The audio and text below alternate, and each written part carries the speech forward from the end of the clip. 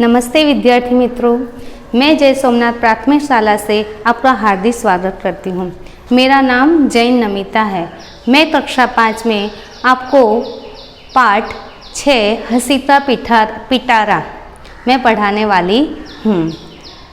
तो आपको ये होगा कि यहाँ पे हंसी का पिटारा ये चैप्टर क्यों दिया गया है, इसका क्या तात्पर्य है, इसका क्या वो निकलता है, कोई मीनिंग है। तो इसका बहुत बड़ा रहस्य है कि हंसी का पिटारा। तो सबसे पहले हमें तो वो पता होना चाहिए हंसी का पिटारा। तो हंसी का अर्थ होता है हंसना, एकदम दिल खोलकर हंसना, मस्ती से हंसना, खुशी से झूमना। तो हंसी का पिटारा एकदम उमंग के साथ हंसना, तो उसको हंसी का पिटारा कहेंगे। आपने देखा होगा कि सब टीवी पर एक सब टीवी चैनल ऐसी है जिसमें हंसने वाली सीरियलें आती हैं और सब मन भर के हंसते हैं। और आप लोग के काफ़ी सारे फेवरेट सीरियल रहे होंगे, पसंद के सीरियल रहे हैं, जैसे कि सब बच्चों को तारक मेहता का उल्टा चश्मा बहुत पसंद है और बच्चे बहुत खुलकर हंसते हैं। हंसने से क्या होता है, हमारा स्वास्थ्य अच्छा रहता है। हंसने से हम हमारे सारे दुख भूल जाते हैं। हंसने से हम अपने जीवन में नई उमंगें भर सकते हैं। उतने समय के लिए हमें लगता है कि कुछ नहीं है, बस इस स्वर्ग है। यानी हमें हमारे जीवन में हंसता रहना चाहिए। और आप देखो कि योगा में भी एक हंसने का स्पेशल रहता है, जोर जोर से सभी चिल्ला कर पूरा हंसते हैं। क्यों? क्योंकि उससे स्वास्थ्य अच्छा रहे। तो हंसना अपने जीवन में बहुत ज़रूरी है, बहुत महत्व की चीज़ है। इसलिए यहाँ पर ये पाठ दिया गया है कि कोई भी प्रकार का दुख हो, कोई निराशा हो, तो आप उस समय के लिए अपना थोड़ा मूड चेंज कर दो। कोई ऐसी सीरियल देख लो या ऐसे चुटकुले पढ़ लो। तो उससे क्या होगा आपसे कि उतने समय के लिए आप सारे दुख दर्द सब कुछ भूल जाएंगे और एकदम खुश रहने का प्रयास करेंगे। तो आज हम ये पाठ देखेंगे हंसी का पिटारा। तो ये इसको हम चुटकुले भी कहते हैं। क्या कहते हैं? चुटकुले। इसे हम चुटकुले भी कहते हैं। तो हंसी का पिटारा। तो हम देखें कि आप सभी के पास शायद किताब होगी, उसमें page number 35, part 6 page number 35 यानी 35। तो उसमें आपको चित्र के साथ चुटकुले दिए गए हैं। तो जिससे क्या होगा, आप चित्र देखेंगे और पूरा चुटकुले का आनंद लेंगे। तो अब हम चित्र के साथ ये चुटकुले देखेंगे और आप मस्ती से हंसने वाले हो आज, ठीक है। तो सबने पेज खोल लिया होगा। तो हम देखते हैं, पहला चित्र है, बेटा देखना गेहूँ सूख रहा है, कहीं गाय न खा जाए। अरे अरे गधा गेहूँ खा रहा है और तुम उसे हटा नहीं रहे हो। आपने तो गाय को हटाने को कहा था, यह तो गधा है। इसका मतलब क्या हुआ? उसकी माँ कहती है कि बेटा मैं गेहूँ सुखाने रखा हुआ है, तुम जरा उसका ध्यान रखना, और गाय आए तो उसको भगा देना। तो बेटा क्या करता है, वो गधा आता है और गेहूँ खाने लगता है। तो वो सोचता है कि माँ ने तो गाय को हटाने को कहा था, मैं गधा को क्यों हटाऊँ। तो गधा को नहीं हटाता। ये ऐसी सब चीज़ें कौन करता है? जो मूर्ख इंसान होता है ना, वैसे लोग करते हैं, ठीक है। तो हम दूसरे जोक्स पे जाते हैं, यानी कि चुटकुले पे जाते हैं। दो दोस्त हिंदी व्याकरण की तैयारी कर रहे थे। व्याकरण जो जैसे मैंने आपको पढ़ा है वो व्याकरण की बात कही रही है। पहला दोस्त, दीपक मिठाई नहीं खाता, इसमें दीपक क्या है? तो दूसरा दोस्त, मूर्ख। इसका मतलब ये है कि पहले दोस्त ने एक वाक्य दिया है, दीपक मिठाई नहीं खाता। तो दीपक का अर्थ पूछा है कि दीपक उसमें क्या है। तो इसका सही आंसर है कि दीपक संज्ञा है। अपन संज्ञा सीख चुके हैं, तो वो संज्ञा है। तो दूसरा दोस्त क्या बोलता है, वो तो मूर्ख है। क्यों उसको मूर्ख बोल रहा है? क्योंकि सामने मिठाई रखी है और वह खा नहीं रहा, क्योंकि मिठाई तो सब बच्चों को पसंद रहती है, इसलिए वो उससे मूर्ख कह रहा है। पर वैसे व्याकरण की भाषा में दीपक संज्ञा कहलाती है, ठीक है। अब तीसरा हम चुटकुला देखते हैं, मालिक नौकर से। क्या कहता है, तुम कोई भी काम करने से पहले मुझसे पूछ लिया कर। नौकर थोड़ी देर बाद, मालिक रसोई घर में बिल्ली दूध पी रही है, क्या मैं उसे भगा दूं? देखो यहाँ पे आप देखो कितने हंस बेवकूफ़ी वाली बात की है नौकर ने कि मालिक उसको बोलता है कोई अन्य काम यानी कोई ऐसे बड़े काम करे तो मुझसे पूछ के किया कर, क्योंकि नौकर लोग कभी क्या अपने दिमाग से काम करते हैं, सब उल्टा सुल्टा काम कर देते, इसलिए मालिक बोलता है अरे कोई भी काम कर तो मुझसे पूछा कर। तो फिर नौकर ने क्या किया, थोड़ी देर बाद एकदम आता है और क्या कहता है रसोई घर में, मालिक मालिक रसोई घर में बिल्ली दूध पी रही, क्या मैं उसको भगा दूँ। वो पूछने की बात होती है, उसको भगाने का ही रहता है, पर वो इस तरीके का करता है। चौथा जोक से देखते हैं। एक आदमी दुकानदार के पास जाकर बोला, जनाब कुत्ते का बिस्कुट मिलेगा? दुकानदार बोला, यहीं खाओगे या घर ले जाओगे?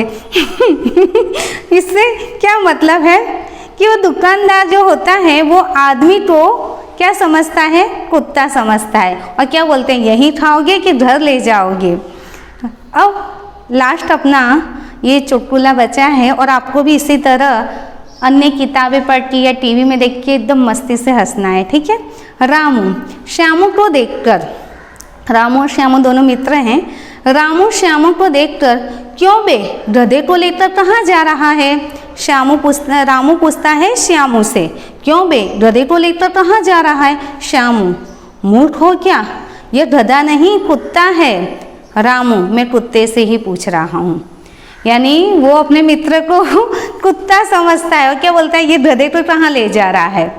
तो ये आपके किताब में बहुत अच्छे अच्छे चुटकुले दिए गए हैं जिसे देख के आप बहुत मन भरकर हंसो, और टीवी में तो आप देख के हंसते ही हो, पर कभी भी कोई ऐसी परिस्थिति हो तो अच्छी बुक पढ़ लो, हंसने वाली सीरियलें देख लो, खूब मन भरकर नाच लो, तो उससे क्या होता है उतने समय के लिए आप सारे अपने दुख दर्द भूल जाते हो और जीवन में एक नई उमंग भर देते हो।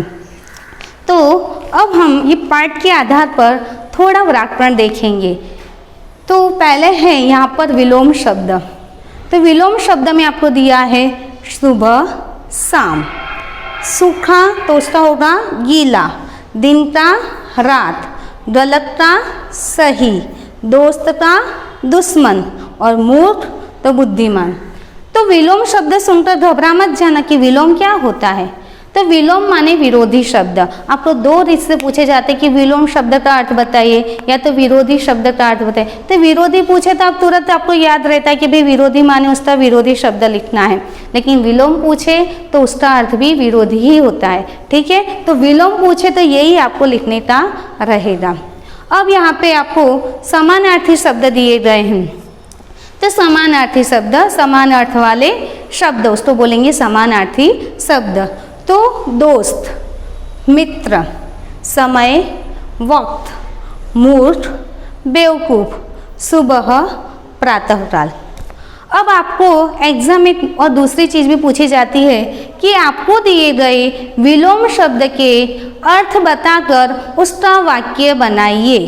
तो जैसे सुबह दिया है और शाम, तो इसके आधार पर आपको वाक्य बनाना है। सुबह का हुआ, शाम, तो कैसे बनाएंगे वाक्य? मैं सुबह जल्दी उठती हूँ और रात को जल्दी सो जाती हूँ। या तो शाम को मैं जल्दी अपना काम निपटा लेती हूँ। दिन का रात होगा इसलिए यहाँ पे सुबह का शाम है। सूखा गीला, मैंने छत पे पापड़ सूखने रखे थे, बारिश आने से गीले हो गए। तो सूखा का क्या हो गया? गीला हो गया। दिन रात, दिन में सूरज उगता है, रात में चांद निकलता है। आप समझ रहे हैं कि मैं जो वाक्य भी बना रही हूँ उसके विरुद्ध में वाक्य में बना रही हूँ, तो आपको वाक्य भी इसी तरह से बनाना होगा। फिर गलत सही, मैंने पेपर में गलत आंसर लिखा था तो उसका मुझे सही कैसे मिलता? जब आपने गलत ही लिखा है तो सही कैसे मिलेगा? मैंने पेपर में गलत जवाब लिखा था तो उसका सही कैसे मिलता? दोस्त दुश्मन, रवि मेरा अच्छा दोस्त है, उसकी बहन मेरी दुश्मन है, ठीक है। फिर मूर्ख बुद्धिमान, मेरे सभी दोस्त मूर्ख नहीं हैं, पर उसमें से एक मित्र बहुत बुद्धिमान हैं। सब मूर्ख तो नहीं है लेकिन एक बहुत चतुर है, बुद्धिमान है, ठीक है। अब यहाँ पे हम समानार्थी शब्द देखेंगे तो उसको भी आपको शब्द के अर्थ बताना है और उसके आधार पर आपको वाक्य बनाना है। तो जैसे आपको दिया है दोस्त मित्र, मेरे सारे दोस्त बहुत अच्छे हैं। फिर दूसरा वाक्य क्या बनाएंगे, मेरे मित्र वफादार हैं। ठीक है। फिर समय और वक्त, मैं समय पर उठता हूँ, मैं वक्त पर अपने काम निपटा लेता हूँ। मूर्ख बेवकूफ़, मेरे पड़ोसी मूर्ख हैं, उनके बेटे उनसे भी ज़्यादा बेवकूफ़ हैं। सुबह प्रातःकाल सुबह, मैं सुबह जल्दी उठती हूँ, मैं प्रातःकाल भगवान की भक्ति करती हूँ। इस प्रकार से आपको शब्द के आधार पर उसका पहले तो अर्थ बताना है और फिर उसके आधार पर आपको वाक्य बनाना है। तो ये आपको बहुत अच्छे से समझ में आया होगा। अब उसके बाद हम यहाँ पर तीसरे प्रश्न पर जाते हैं कि रेखांकित शब्दों का लिंग बदलकर वाक्य में फिर से लिखिए। रेखांकित बोला है तो ये जो नीचे लाइन दो रही है ना, वो वाले शब्द का अपन को लिंग परिवर्तन करना है और उसके आधार पर फिर से दूसरा वाक्य बनाना है। तो देखो पहला दिया है लेखक का लेख प्रकाशित हुआ। तब लेखक का हमने आपको पहले जब ग्रामर का लेसन था तब हम आपको लिंग परिवर्तन सिखा चुके हैं। तो उसके आधार पर लेखक का क्या होगा, लेखिका। तो हम क्या लिखेंगे इसके आधार पर वाक्य, लेखिका का लेख प्रकाशित हुआ। अब यहाँ पे देखो दूसरा वाक्य है कि बगीचे में बच्चा खेल रहा है। तब बगीचा का हम लिंग परिवर्तन नहीं करेंगे, लेकिन किसका करेंगे, यहाँ पे बच्चा शब्द दिया है तो उसका लिंग परिवर्तन क्या होगा, बच्ची। बच्चा पुल्लिंग है और बच्ची उसका स्त्रीलिंग है। तो उसके आधार पर हम वाक्य बनाएंगे, बगीचे में बच्ची खेल रही है। अब एक बात यहाँ पे ध्यान रखना है, जब वाक्य में स्त्रीलिंग या पुल्लिंग दिया है तो उसके आधार पे पीछे वाला वाक्य बनता है। जैसे इसमें लिखा है बच्चा खेल रहा है, तो नीचे क्या बन जाएगा, स्त्रीलिंग में वाक्य करना है तो बच्ची खेल रही है। तो रहा का क्या हो गया, रही हो गया। समझ में आया आप सभी को। तो ऐसा नहीं है कि यही परिवर्तन करना है, उसके पीछे का वाक्य भी हमें ध्यान में रखना होगा, वहाँ पे भी थोड़ा परिवर्तन होगा। ठीक है। अब आगे हम देखेंगे, मुर्गा सुबह बाग देता है। तो यहाँ पे मुर्गा दिया है तो मुर्गा का ये पुल्लिंग है तो हमें उसका स्त्रीलिंग में बदलना है। तो क्या होगा, मुर्गी सुबह बाग देती है। अब यहाँ पे देखो पुल्लिंग है तो यहाँ पे देता है हुआ, और यहाँ पे स्त्रीलिंग है तो क्या होगा, देती है। तो हमें यहाँ पे कौन से वाक्य किस प्रकार के दिए गए हैं, उस आधार पे पीछे का वाक्य भी बदलने का रहता है। तो आप सभी को ये पाठ हंसी का पिटारा समझ में आ गया होगा। तो इसके आधार पे आपको 4-5 चुटकुले और भी अधिक लिखने हैं। किसी में भी ढूंढ के आप लिख सकते हो, किताब में से देख के या टीवी में से देख के। तो आपको अपने मन से 4-5 चुटकुले हिंदी में लिखना है और मस्ती से हंसना है। और आपको मैं PDF फाइल भेज दूंगी तो उसके आधार पर आपको होमवर्क करना होगा। ठीक है विद्यार्थी मित्र। नमस्ते विद्यार्थी मित्र, धन्यवाद आपको।